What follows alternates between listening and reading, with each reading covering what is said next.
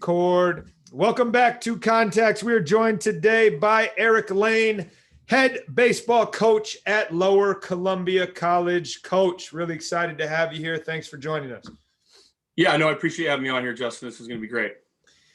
If you don't mind, can you take us through your background as a coach? How did you end up in the profession? What was the process of you landing your first assistant job, head job, and the job you have now? Can you tell us that story? Yeah, for sure. It starts obviously when I'm really young. Like all of us playing a ton of different sports, and nowadays a lot of players are sticking to one kind of a single sport athlete. But I played a lot growing up. I had two older brothers. My oldest brother played a little minor league baseball for the Blue Jays system, and so we've always been a baseball family. When I decided to pursue this, at the college level, I didn't really have a lot of options, but Lower Columbia College as far as my playing career goes. And I took that opportunity right away. I got to play for a lot of coaches. Just, the respect I had for, many of my coaches in high school and even, back in middle school, just what they did and the time they put in. I always thought that's what I wanted to do. When I got into college and started playing and seeing how it kind of became more of a business, which I enjoyed, I thought that, this coaching thing, might be something I want to do. So I played a couple years at Lower Columbia College. Ended up getting an opportunity at Gonzaga University, go Zags. Played there for a couple of years. Really enjoyed my time there and the relationships I made with coaches and my teammates. I just wanted more. I was done playing when I was a senior. I wasn't good enough to play, professionally, and I just really wanted to be around the game. And so I just reached out to a few people that I knew within the coaching realm. Just liked what I heard from all those guys. A lot of respect for them. Did an undergrad assistant to finish my degree there. Went 5 years to finish, but I got to coach there in that fifth year and kind of understand, what does it mean to be a coach? How can I better myself every day? And how can I learn? And so got to do that for a season in 2012 and 13. And then Eddie Smith, who you've had on here previously, he brought me into Lower Columbia College, my alma mater. Worked out perfectly. I got to learn under him, who he's had a lot of great leadership as far as guys he's worked for. And so I've learned a ton. I feel like I'm learning from some of the best coaches in the country because he coached with some of the best coaches in the country. And so I learned a lot from him in our 4 seasons together. And now just kind of taking over the role as a head baseball coach at Lower Columbia College. It's kind of been surreal in a lot of ways, for sure. Oh, that's awesome. I want to jump right in since you are, in theory, wrapping up your 3rd year, although it's a little bit different with COVID, right? In the transition between year 3 and 4. Yep. But when you took over for Coach Smith, when he left, right, you had spent 4 years with him. You had, done a GA year and you'd had some experience. What did you realize right away that you still needed to figure out moving over however many inches to the other seat? Yeah. Oh shoot. I mean, I don't know if I can pinpoint one thing, man. It was crazy. He left pretty quickly. He got that job at Tulane, at the end of our fall. And so it was really weird because it was like I was in an interim year. And so it was like you feel a little bit of pressure that way. But you also felt like, what, I'm going to go out here and kind of execute what I've learned over the last few years. Keep these guys in a routine, keep these guys excited to play when they lost their head coach. And let's just go out there and compete as hard as we can and trying to establish a little bit of myself and kind of how I want to do things, but also keep it on a routine that, Eddie and I, or mainly Eddie, but built over the last few years. And so getting into that seat and, how to prioritize, what is the most important aspects of our program. And then being the guy that's handing down the calls and what do we got to execute today, instead of being like, hey, as an assistant, Eddie tell me, hey, we need to go execute this today. And I go do it. Now it's like, hey, listen, I got to delegate and I got to prioritize different aspects of whether it's practice planning, whether it's going into a game week. Weight training, junior college coaches, you're kind of involved in everything. And so losing a coach, and then we lost another assistant coach that year. So there's really kind of 2.5 of us working that year. So it was a whirlwind, had to learn a lot really quickly. And just, we had a great year that year. So it kind of catapulted me into the next season, and kind of keeping this rich tradition we have here. But it's still learning, like I've said, it's my third year head coach. I haven't been around for 20 years, so it's been exciting, and I've learned so much over the last few years in this business. Are there things that you can point to from that first year or from your last 2 years that have become non-negotiables in your program? Things that, hey, I didn't know what I was doing, but this worked great. I'm going to keep doing this. Yeah. From my standpoint and where I sit with Lower Columbia, I've been actually part of this program as a player now, as assistant coach and a head coach. And so we have a lot of traditions in this program. And so there's a lot of things that we do that's not even baseball related sometimes, what we do, whether it's just with the guys, whether it's in weight training, that is pretty non-negotiable. But we sit here in a time where there's a lot of change. Players their mentality is a little bit different. Not that it's worse or better, it's just different. And I think things are changing at a very rapid pace. And so being able to adopt some of those things is something I've had to learn as well, because I'm a very traditional guy. I played here, go win some championships. It's a hard-nosed, tight mentality. And we still have that today. Those are pretty non-negotiable. And it's how we play the game, respecting the game, that type of stuff. That's not going to change. We're not going to get out there and have all the talk and not back it up. Hey, we're going to get down to business. We're going to go play every day. And that's kind of non-negotiable on that side. But as far as some little detail things, there are some change and stuff that we need to adapt with. But yes, there's definitely some non-negotiables that I think make, our program is what it is. So I'm curious about the different lessons or observations that you have been able to discover through your different lenses, depending on the seat you're in, right? So you said, I was a player here. I was an assistant here. I'm now the head coach here. Optics from each of those seats is very different. Yeah. What have you been able to glean through all of that experience that has allowed you, for all intents and purposes, to narrow and tighten your mission and vision based on being able to experience it through so many different lenses? Yeah, you know what? It's. I think I've got a lot of grip on things that some people that haven't played here, or haven't grown up in this program. I think I see things a lot in a lot of different ways, like you're saying. I mean, a ton of different lenses there. As a player, just understanding what goes into being a junior college baseball player, not having the luxuries of, some of the facilities in Division I programs, and having the absolute JUCO grind is what a lot of people will call it. Understanding that as a player in the league, also understanding, as a player, kind of what type of players really worked well, as my teammates, and not coming just as a coach and what I think fits here, but as just being a player in this program and understanding what it takes and the character of the player from a player's lens, I think goes well in our recruiting process.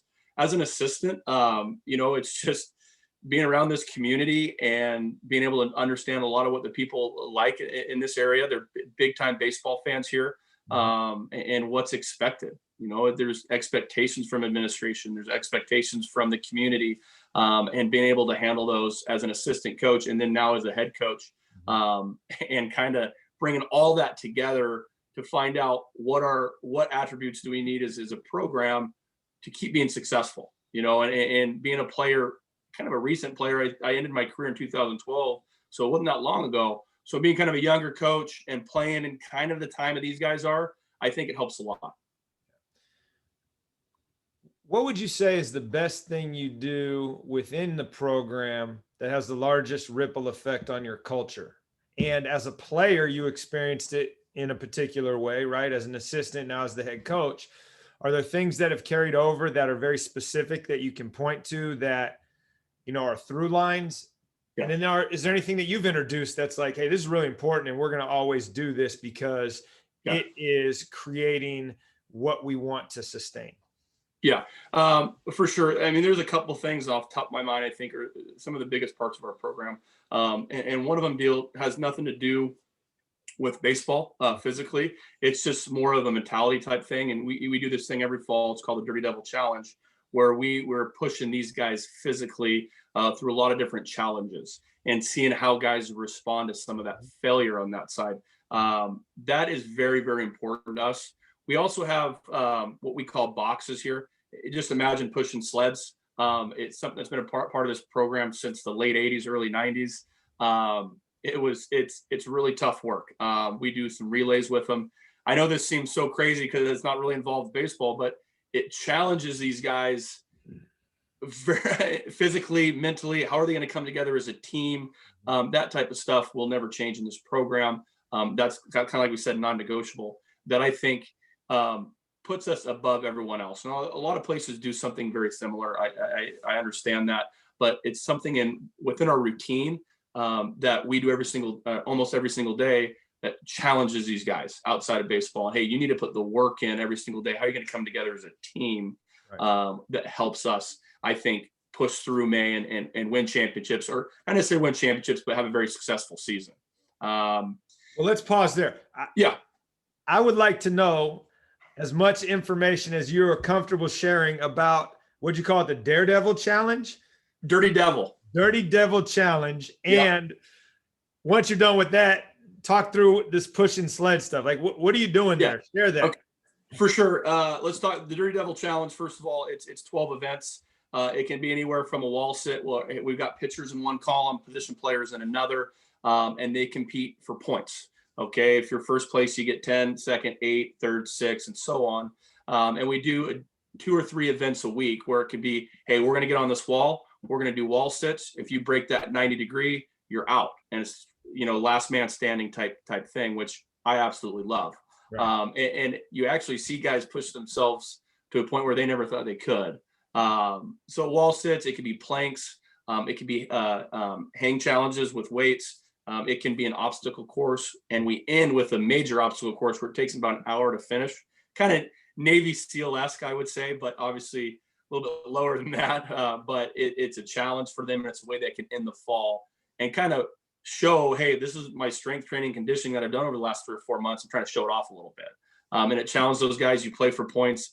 You don't want to see your name on that bottom of the list with points. You know what I mean? And so it challenges these guys right away on that side of it. But no, that makes perfect sense. That we did something a long time ago called the Ironman, where it was similar, a bunch of different events, running miles with bricks, doing 100 reps of whatever, just as you said. And it doesn't really matter what the exercises are per se, as much as creating the structure to compete. Yes.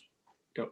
No, 100%. You hit the nail on the head right there. It's trying to figure out what your team has every single year. Every team's a little bit different. We try to bring in guys that are very similar type human beings and how they go about their business, but you need to see what your team has and what each individual guy can do. And then seeing these guys push through barriers it's very rewarding as a coach. Now, might be a little bit of a headache, and we're not going to see eye to eye all the time on some of these things, but you really grow as a team and become like a family, to be kind of a cliche there.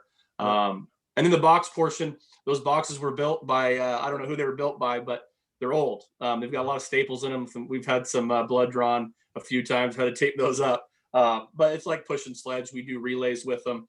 Guys use the back exit if maybe they ate too big of a breakfast. It's going to come up.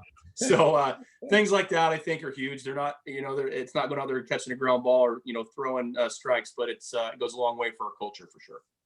Love it. Thank you for sharing that.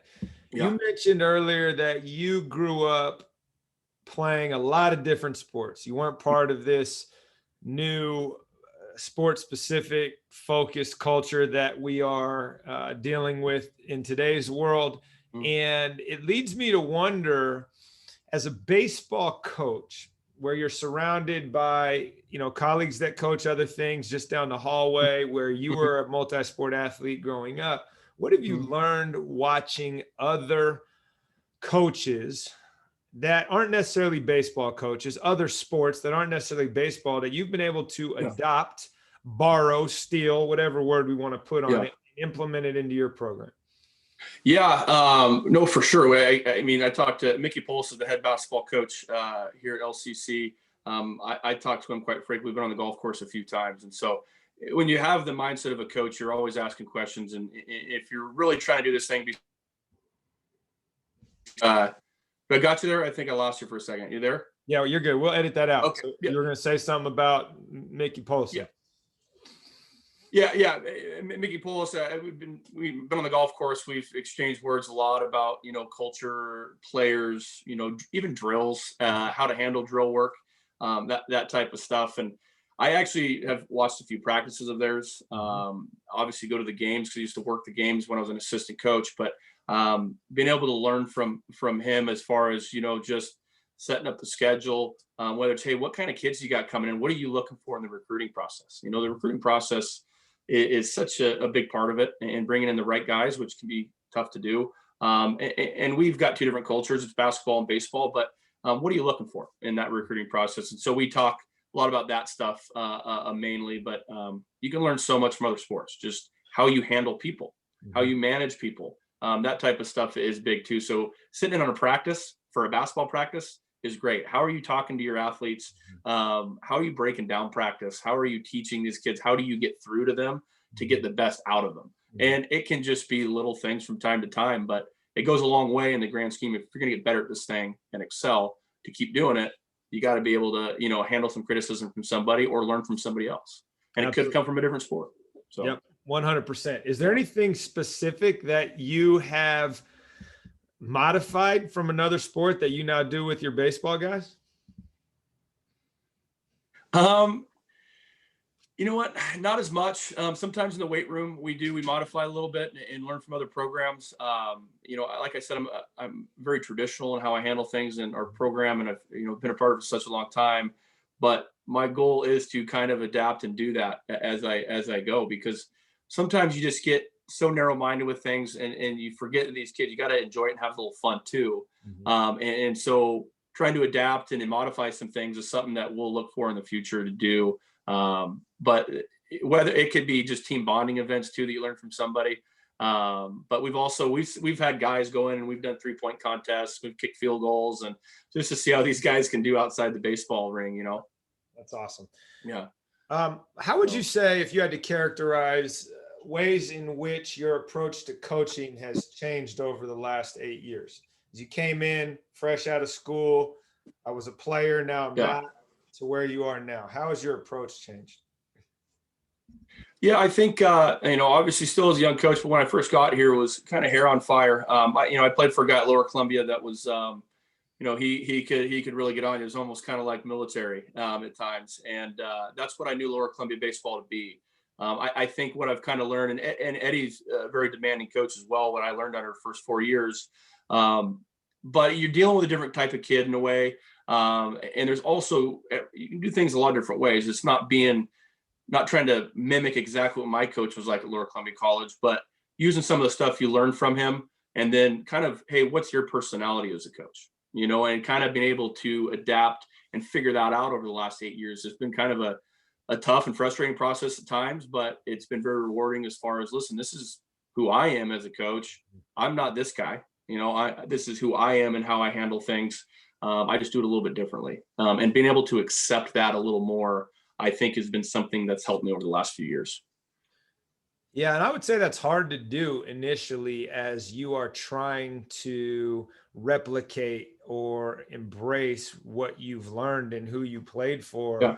And I think, to your point, the sooner we can get back to our own basics and our own core of who we are and live out that authenticity, we find more success than, I wouldn't say pretending, but trying to be somebody that we think we need to be, if that's not our personality. Yeah. No, I that's a really good point. I mean, and these young athletes, they're smarter than you think sometimes. They read between the if you're not being authentic about something, they can read between the lines a little bit, more than sometimes we think. And so, you're around them so much as a JC coach, whether you're in the weight room, that you got to kind of be who you are. And not trying to, a lot of these guys that, especially early on, I was trying to be like, they had a lot of success, but they had a lot of success because they are who they are, not because they were trying to be somebody else. And so it's just kind of trying to learn that and grow and mature. And you kind of find that process every year. And I've talked to a lot of coaches who've been doing this for 30 years that are still trying to find that sometimes. And just getting better, every single day on that side of it. Since you brought that up, I am now getting close to figuring out who I am and therefore what my approach and philosophy is. Yeah. What would you say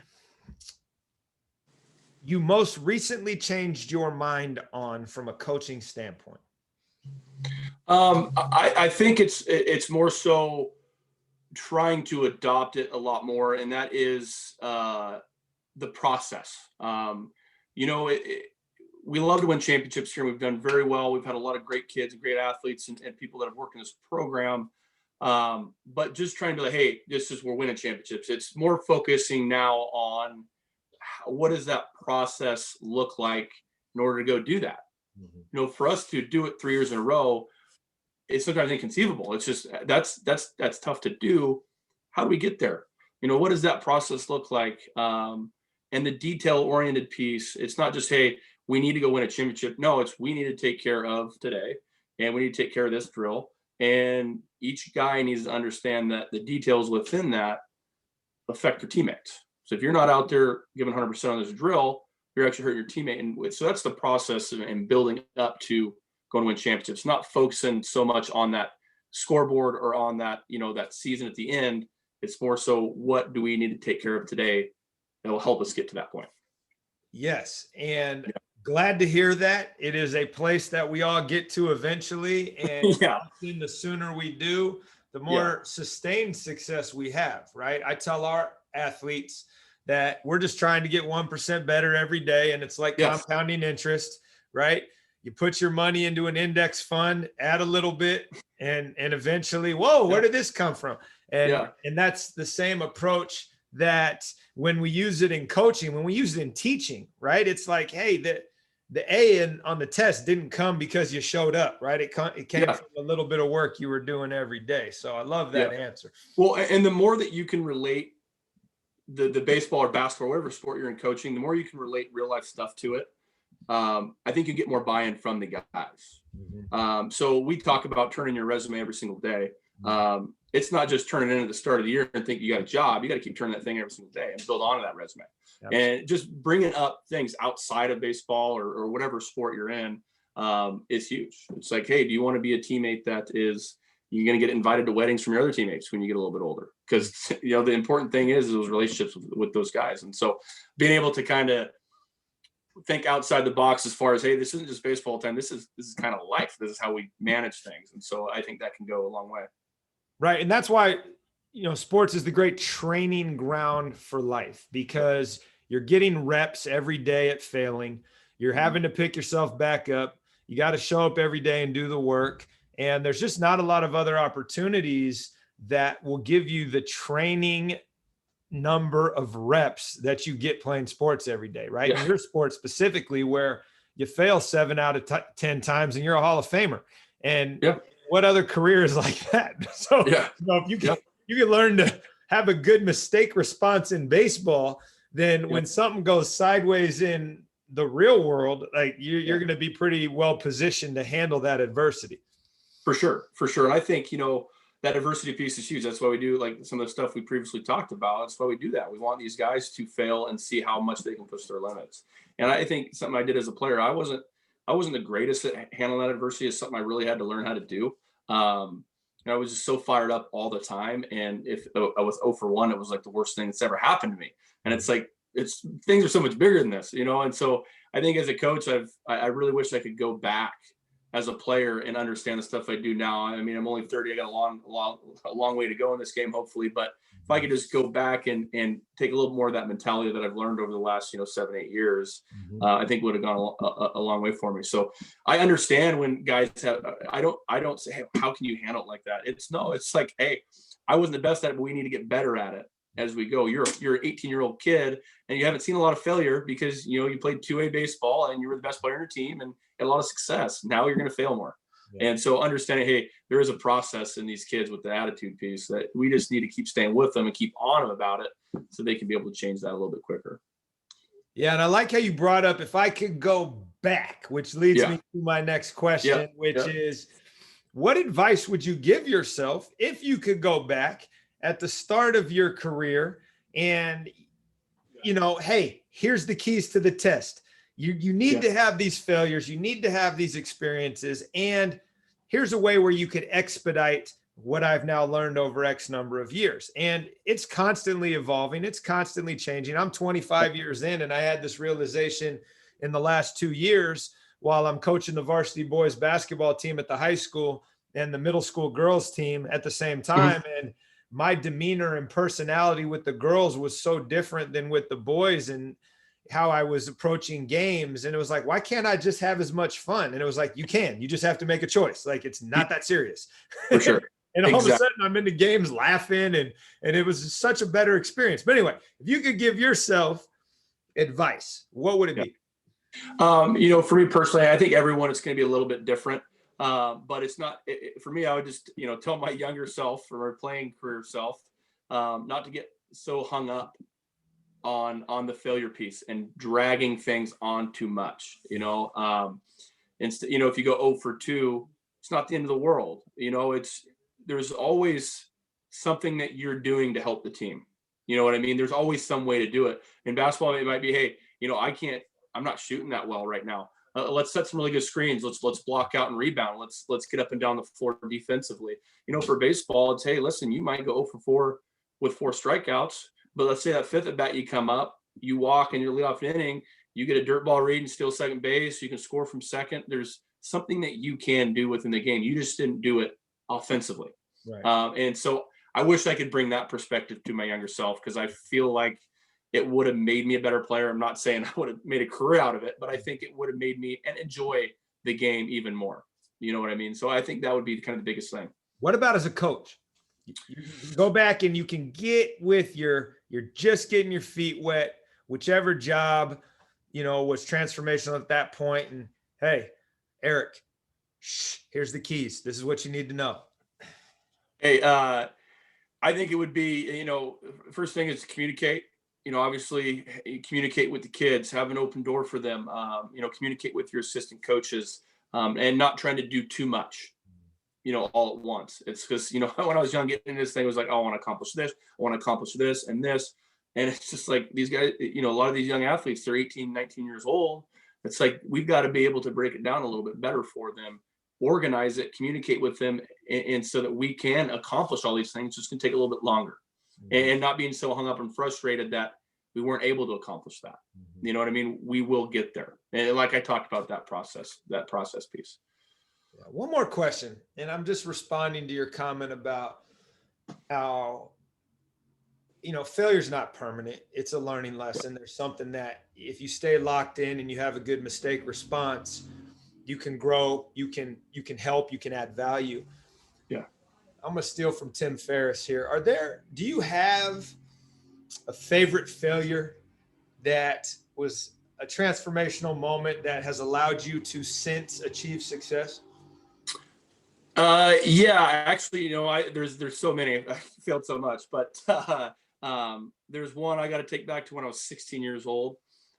This is when, travel ball and camps and showcases started becoming more of a thing, especially in baseball. So this was in 2006. And my coach was a pretty hard-nosed baseball coach. And I told him that I was planning on going to a showcase in Las Vegas, and I was going to miss a tournament the next week. And he let me have it. Let's leave the words out of it. But he let me have it, put me in my place a little bit, that I wasn't being a good teammate. I wasn't there for my guys. I wanted to do something individually over going with the team and doing what I've started doing in day one of practice is, hey, I got to be here for you. And I went home and I lost it. I was like, I felt like the worst person in the world. And so I was in my room and talked to my parents about it. I went back down to the field and met up with them again. And I just talked, and I kind of, it was an apology, but it was like, hey, listen, I'm invested. I want to be part of this team. Mm-hmm. Nowadays, it's tough to do that as a summer baseball coach, because there are so many of these events and these players get seen and they get opportunities. And so you want to be able to support them on that side. But for me at that moment, it was like the team is more important than yourself. And I think that piece was a huge learning piece for me. And I tell it to people sometimes, but it's one of those things that it was like, it just flipped a switch when I was 16. I started realizing that it's not about me. It's about the team. So I think that was a big learning lesson for me. And we're still learning that stuff. It's human nature sometimes to be a little selfish, but it's, hey, the goal is prioritized with that team. So Yeah. Well, when done well, the sports are the great equalizer in that, because the whole point is to learn to be part of something bigger than yourself. Yeah, you want to win. Yeah, you want to maybe go chase a college scholarship, or you want to win a championship, or whatever it might be. But at the end of the day, in baseball, you got 9 people out there, right? Everyone's got to do their job. And for sure. you may be a leader at one point, you may be a follower at some point, and ultimately those will translate into your job, into my job, into the doctor in the ER's job, into the guy that's a line cook's job. That's the point here, and I think that's a great lesson, and thank you for sharing that with us. Yes, for sure. Well, hey, I appreciate you taking the time to come and hang out with me today. I'm really looking forward to continuing our relationship in the future. Yes. But thanks for being here today, Coach. Yeah, Justin, I appreciate having me. It's fun to talk about this type of stuff and learning from other coaches. So I think this was a great platform. I appreciate you having me on. Awesome. Looking forward to talking to you soon. Yep.